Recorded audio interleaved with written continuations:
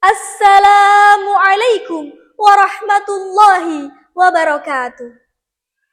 Alhamdulillah, alhamdulillahilladzi ja'ala Indonesia baldatun thayyibah. Wassalatu wassalamu ala sayyidina Muhammad ibn Abdullah wa ala alihi wa ashabihi wa man tabi'a risalatah.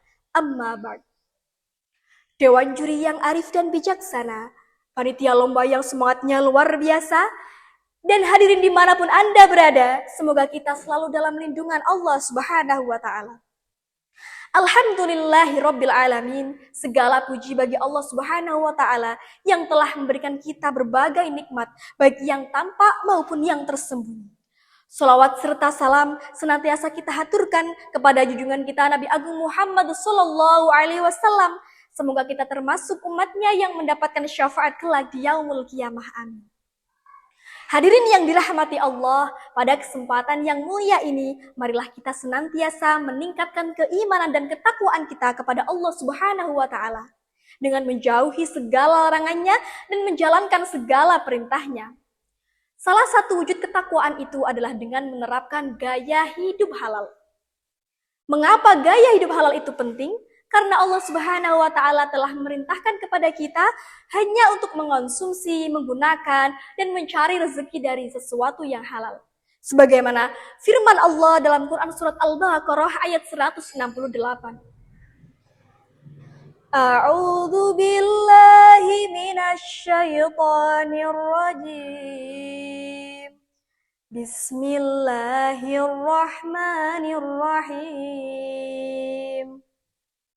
Ya ayyuhan nasu kulu mimma fil ardi halalan thayyiban wa la tattabi'u khutuwatis syaitan innahu lakum aduwwum mubin. Shadaqallahul azim. Yang artinya, wahai sekalian manusia, makanlah dari makanan yang halal dan baik bagimu yang terdapat di bumi. Dan janganlah kamu sekali-kali mengikuti langkah setan, karena sesungguhnya setan adalah musuh yang nyata bagimu. Hadirin yang dirahmati Allah, gaya hidup halal bukan hanya tentang makanan dan minuman saja, tetapi meliputi cara mencari rezeki yang halal, menggunakan produk dan layanan yang terjamin kehalalannya, menghindari riba, penipuan, dan juga korupsi. Mengapa kita harus menjaga kehalalan? Karena makanan, minuman, dan harta yang haram akan mengeraskan hati dan menjauhkan seseorang dari rahmat Allah Subhanahu wa Ta'ala. Sebagaimana dalam sebuah hadis sabda Rasulullah Shallallahu Alaihi Wasallam, sesungguhnya Allah itu baik dan tidak menerima kecuali yang baik atau halal. Dalam kelanjutan hadis tersebut, ada sebuah kisah yang menjelaskan tentang pentingnya gaya hidup halal. Suatu ketika Rasulullah Shallallahu Alaihi Wasallam menceritakan tentang seorang lelaki yang sedang melakukan perjalanan yang jauh. Rambutnya kusut dan penuh dengan debu.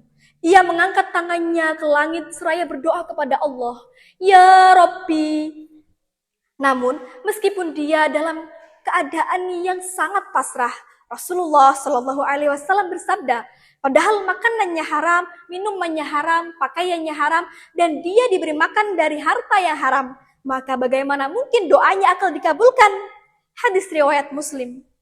Pelajaran yang dapat kita ambil dari kisah tersebut adalah, meskipun seseorang berdoa dengan penuh kepasrahan dan dalam kondisi yang sulit sekalipun, jika ia terbiasa memakan makanan yang haram dan mencari rezeki dari jalan yang haram, maka doanya sulit dikabulkan oleh Allah Subhanahu wa Ta'ala. Dalam kitab Ihya Ulumuddin karangan Imam Al-Ghazali dijelaskan bahwa al-hillu asasuddin, kehalalan adalah fondasi agama. Artinya, seluruh amal ibadah dan kebaikan akan rusak apabila didasari dengan sesuatu yang haram. Oleh karenanya, kehalalan harus kita jaga, sejak dari makanan, minuman, pakaian, dan pergaulan. Teman-temanku sekalian, di zaman yang modern ini, banyak sekali produk dan layanan yang belum jelas kehalalannya. Oleh karenanya, kita harus berhati-hati dan juga selektif dalam memilih produk dan layanan yang akan kita konsumsi atau kita gunakan. Jangan sampai kita terjebak pada hal-hal yang syubhat, apalagi yang haram. Disinilah peran ekonomi dan keuangan syariah sangat penting. Dengan munculnya lembaga ekonomi syariah, lembaga zakat, lembaga wakaf, dan juga produk-produk yang halal, umat Islam diberikan alternatif untuk menjalankan gaya hidup halal yang sesuai dengan syariah tanpa meninggalkan kemajuan zaman. Sebelum saya akhiri, izinkan saya menyanyikan sebuah lagu. Ayo kawan, jangan turuti nafsumu, mari tanamkan gaya hidup yang halal. Tak perlu bermewah-mewah, asal sesuai syariah. Kalau memang halal, pasti hidup kan berkah.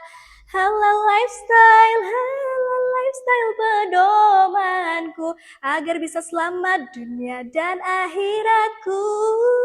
Halal lifestyle pedomanku, agar bisa selamat dunia dan akhiratku. Marilah kita jadikan gaya hidup halal sebagai bentuk pengabdian kita kepada Allah Subhanahu wa Ta'ala, agar kita selamat di dunia dan akhirat. Cukup sekian yang dapat saya sampaikan. Mohon maaf atas segala kekurangan dalam penyampaian. Unzur maqala wala ta'dzur man qala. Akhirul kalam wallahu muwaffiq ila aqwamit thoriq. Assalamu alaikum warahmatullahi wabarakatuh.